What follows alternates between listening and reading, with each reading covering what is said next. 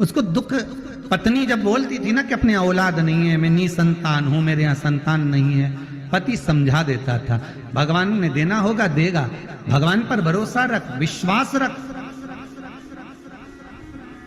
जब वो यशोदा मैया की गोद में 60 साल की आयु में नंद बाबा की आंख संतान दे सकता है, दशरथ बाबा की आयु 60 साल की थी जब राम जी आ सकते हैं, कदम ऋषि की आयु 60 वर्ष की थी तो कपिल देव महाराज आ सकते हैं, तो तेरी आयु कितनी है? अभी तो तुम 30 साल 35 साल 32 साल 25 साल, विवाह के 2 साल 4 साल हुए, उतने में घबरा। शंकर पर विश्वास तो करो। विश्वास किया ही नहीं और सीधे डॉक्टर साहब के पास पहुंच गए, डॉक्टर साहब हमारे यहां संतान नहीं है, हमारे यहां संतान नहीं। जैसा तुमने डॉक्टर साहब के पास जाकर कहा विश्वास रख करो, कहां का डॉक्टर के पास जाना? वो डॉक्टर बहुत अच्छा है, मेरी जीजी ने भी बोला था कि उसको एक बार दिखाया। विश्वास रखकर तुम जीजी के शब्द पर विश्वास रखकर डॉक्टर तक पहुंच गए, डॉक्टर ने जो कहा तुमने करा, तो एक विश्वास शंकर पर भी तो करो कि मैं शिव के पास जाकर कहूंगा। जिस पानी का पात्र लेकर जाते हो, पूजा की थाली लेकर जाते हो, ऐसे विश्वास लेकर भगवान के पास जाओ। और बनिया वैश्य जिसकी धर्म पत्नी को संतान नहीं है, वो भगवान की भक्ति में डूबा हुआ है, भगवान के भजन में डूबा हुआ है, हृदय चित्त में डूबा हुआ है, और वो अपनी पत्नी को समझा रहा है। पत्नी से कह रहा है नहीं दिया ना भगवान ने संतान, कोई बात नहीं, काहे को टेंशन लेना, काहे को चिंता करना, क्यों कहना? बाबा हो सकता है कि मेरे कर्म की झोली थोड़ी सी तंग हो, मेरे कर्म की झोली हो सकता है थोड़ी तंग हो, पर तेरे यहां कोई कमी नहीं है, मैं जानता हूं। लाखों के दुखड़े जो हर गया भोले बाबा, तो मेरे दुखड़ों को देख कर क्यों डर गया भोले बाबा। अगर सारे दुनिया के दुखड़े तूने हरे हैं, सबको लाभ मिला है, सबको फल मिला है, सबको कुछ ना कुछ दिया है, तो मैंने कौन सा ऐसा पाप किया? जन्म तूने दिया, मृत्यु तू देगा, पालन तू करेगा, पेट तू भरेगा। मैंने शिव पुराण में सुना है सब कुछ तू करता है, तो दुखड़े भी तू ही हरेगा, और कौन हरने वाला है? वैश्य ने अपनी पत्नी से कहा तुम चिंता मत करो, छोड़ दो उसका। अब पत्नी गई किसी जगह पर, वही बीच वाले, पत्नी गई किसी के यहां और जाकर पूछी है कि साहब संतान नहीं हो रही है, उसके लिए क्या करना चाहिए? तो कहीं के ने कह दिया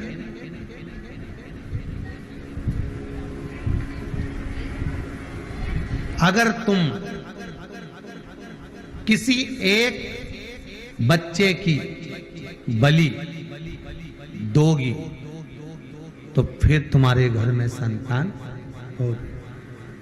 अब पत्नी ने पति को कहा मैंने पूछा है, अभी ऐसा चल रहा है, जब दुख की घड़ी आती है ना, तकलीफ आती है मनुष्य को, तो वो 10 जगह जाकर पूछते हैं। अभी तकलीफ बहुत सारी है तो 10 जगह जाएंगे, साहब पत्रिका देखो, साहब ये देखो, साहब कौन सा नक, कौन सी बीठी, कौन सा काम क्या करें, तो 10 जगह पूछोगे, 10 जगह पर जाओगे।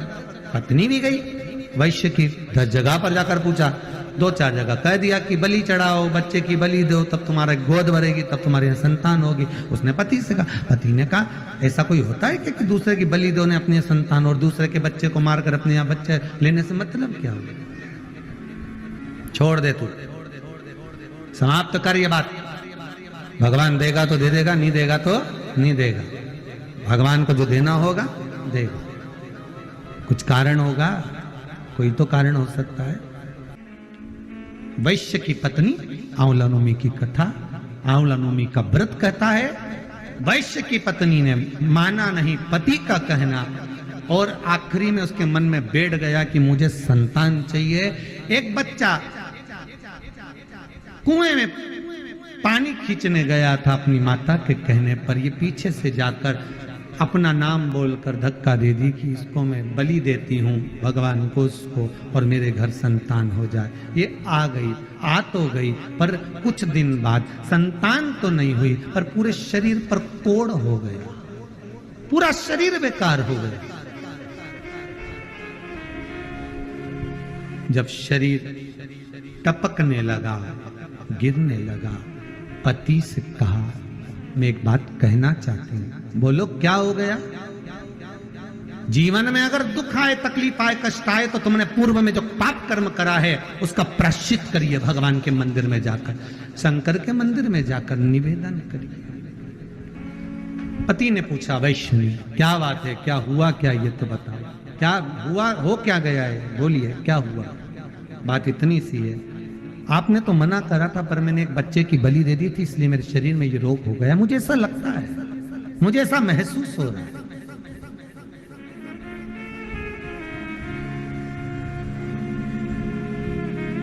वैश्य ने कहा, तूने मुझे पहले बताया नहीं, झूठ बोल रहे हो, छल कर रहे हो, प्रपंच कर रहे हो, कोई बात छुपा रहे हो। उसमें किसी की हानि नहीं, हानि अपनी है कि तुम अपनी जिंदगी में अपने पांव पर कुल्हाड़ी मार रहे हो, किसी दूसरे का कुछ नहीं होगा। पांव अपना काट रहे हो, कुल्हाड़ी अपने ऊपर मार रहे हो, जिंदगी पर मार रहे हो, बर्बादी के कदम तुम बढ़ा रहे हो, बिगड़ेगा कुछ नहीं।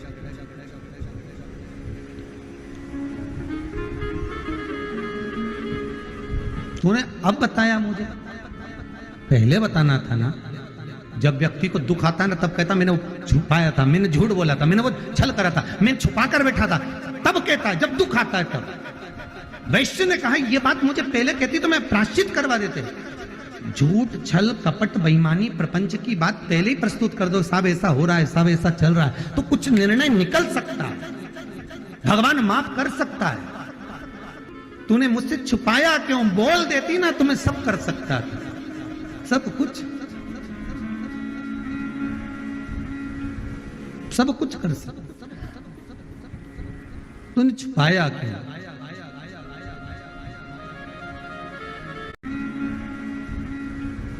सब कुछ कर सकता, तूने छुपाया क्यों? गलती हो गई, अब छुपा तो लिया, गलती भी हो गई।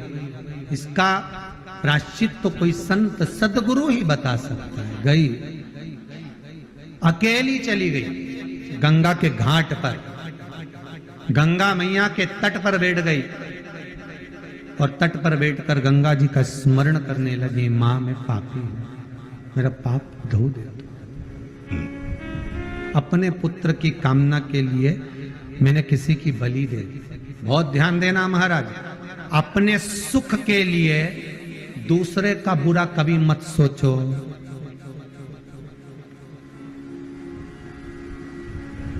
मैं इसको मूर्ख बना दूंगा, 2-4 लाख ले लूंगा, थोड़ा सा पैसा हाथ में आया, छू, आपने उसको मूर्ख बना दिया, आपने उसको बेवकूफ बना दिया। वो भोला था, आपने उसको सब कुछ बना दिया, पर आपने तो बना दिया, पर वो ऑनलाइन है, देख रहा है, सब कुछ खाते में मौका मिलेगा, उसकी लाठी में, उसके डंडे में थोड़ा सा समय लगता है, पर देता जरूर है। और जब वो देता है तो उठ नहीं पाता, वो देगा। अगर आपने प्रायश्चित कर लिया कि मैंने, हो सकता है मैंने कोई पाप करा हो, भगवान के मंदिर में जाके बोलने में जाता क्या है? सदगुरु के सामने, गुरु के सामने बोलने में जाता क्या? हो सकता है मैंने कोई पाप करा होगा, हो सकता है मैंने कोई कष्ट दिया होगा, मैंने अपनी वाणी से कुछ कह दिया होगा, मैंने कुछ, भगवान पर क्षमा करो। आप क्षमा की मूर्त हो, हमने पाप किया, पर आप तो धो सकते हो। वो वेश्य की पत्नी गंगा जी से कहती है, मैंने बहुत पाप किया है, क्षमा करो मां, क्षमा करो, क्षमा करो मां। गंगा के जल में नहाती नहीं, बैठी रही घाट पर। वो वैश्य की पत्नी गंगा के घाट पर बैठी, पर गंगा को नहाया नहीं, गंगा का आचमन नहीं करा, बस सामने बैठकर रोज रोती है, प्रार्थना करती है, मस्तक रगड़ती है, मां क्षमा करो। गंगा एक स्त्री का रूप लेकर सामने प्रकट हो गई, हाथ में कमल का पुष्प था, लेकर आई। गंगा जी ने उसको दिया, देखकर कहा, तुम कौन हो?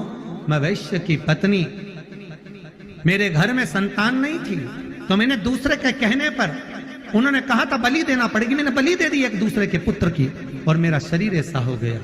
तूने गलती कर दी। गंगा जी बोली, तुमने गलती करी है, तुम माना तुम क्षमा मांग रहे पर गलती करी है तुमने, मां अब तो क्षमा कर दो।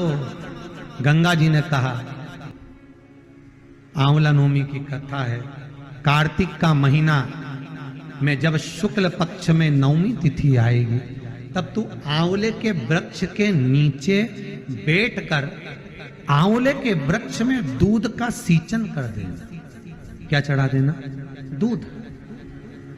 जिस व्यक्ति को रोग सताता ही रहता है, सताता ही रहता है, बीमारी आती रहती है, जा ही नहीं रही होती है, तो उसको कुछ नहीं करना चाहिए। आंवले के वृक्ष के नीचे आंवला नवमी के दिन दूध चढ़ा देना चाहिए, फिर बीमारी दूर हट जाती है, व्यक्ति बीमार ही नहीं पड़ता। जिसको निमोनिया हो, श्वास की बीमारी हो, दमे की बीमारी हो, किडनी और लीवर से जुड़ी हुई बीमारी हो, उसके लिए सबसे अच्छी चीज है माला। चलने में हापड़ी भरा जाए, चलने में दम भरा जाए, तो आप आंवले के वृक्ष के नीचे दूध चढ़ाओ आंवला नवमी के, काया ठीक होती है। तू जा, तू ये कर ले। आंवले के वृक्ष के नीचे बैठ कर जब तू आंवले पर दूध चढ़ाकर पूजन करेगी, और उसी आंवला के वृक्ष के नीचे बैठकर जब तू अन्न का भाग ग्रहण करेगी, तब तेरा मुख में निवाला जाते ही वो औषधि का काम करेगा और तेरे शरीर की काया ठीक हो जाएगी। उस वैश्य की धर्म पत्नी ने हाथ जोड़ लिए गंगा मैया के मां में जाती, आंवला नवमी के दिन पहुंच गई आंवले के वृक्ष के नीचे, पूजन करी, अर्चना करी, दूध का सींचन करा, थोड़ा सा भाग मुख में लिया, वो निवाला अमृत बन गया और उसका काया ठीक हो गई, रोग मिट गया। इसलिए आंवला नवमी का उद्यापन करने वाली माताएं जब आंवला नवमी के व्रत का उद्यापन करती है, तो आंवले के वृक्ष के नीचे ही ब्राह्मण ब्राह्मणी का भोजन कराया जाता है, घर के अंदर नहीं। घर के अंदर भोजन नहीं कराते। आंवला नवमी का अगर उद्यापन करना है, आंवला नवमी का अगर उजमना करना है, 5 माता 10 माताएं मिलकर अगर उजमना कर रही हैं, उद्यापन कर रही हैं, तो कहीं ऐसे जगह चले जाओ जहां आंवले का पेड़ लगा हो, आंवले का वृक्ष लगा हो, आसपास में कहीं कुछ मंदिर देवालय हो, वहां पर भोजन बनवा लो। वहीं पर आंवले के वृक्ष के आसपास में ही कहीं वहीं पर ब्राह्मण ब्राह्मणी का भोजन कराकर, चांदी का आंवला बनवाकर, चांदी का नहीं हो तो असली का जो आंवला होता है उसका दान दे देना चाहिए, पर करना चाहिए रोग मुक्ति के लिए, कार्य सिद्धि के लिए, लक्ष्मी के लिए आंवला का वृक्ष उत्तम माना गया। तो आंवला नवमी के दिन आप दान जरूर करें, दीप दान तो करें ही, साथ ही साथ दान भी करें, और पूजा जो है वो संध्या काल में आप कर लें। और जो देसी घी का आप दीप लगाएंगे, वो दीप आपका जो दिया होगा, जिस भी पात्र में आप लगाएंगे, वो एकदम भरा हुआ होना चाहिए, खाली नहीं रहना चाहिए। इस बात का आप ध्यान रखें, लंबी बाती का दीप जलाएं। आई होप आपके लिए वीडियो बहुत यूज़फुल होगी। वीडियो पसंद आए तो प्लीज़ चैनल को ज़रूर सब्सक्राइब कर लीजिएगा, साथ ही साथ वीडियो को लाइक और शेयर करना ना भूलें। धन्यवाद। ओम नमः शिवाय। जय माता दी। भगवान भोलेनाथ की कृपा आप सभी पर ऐसे ही बनी रहे।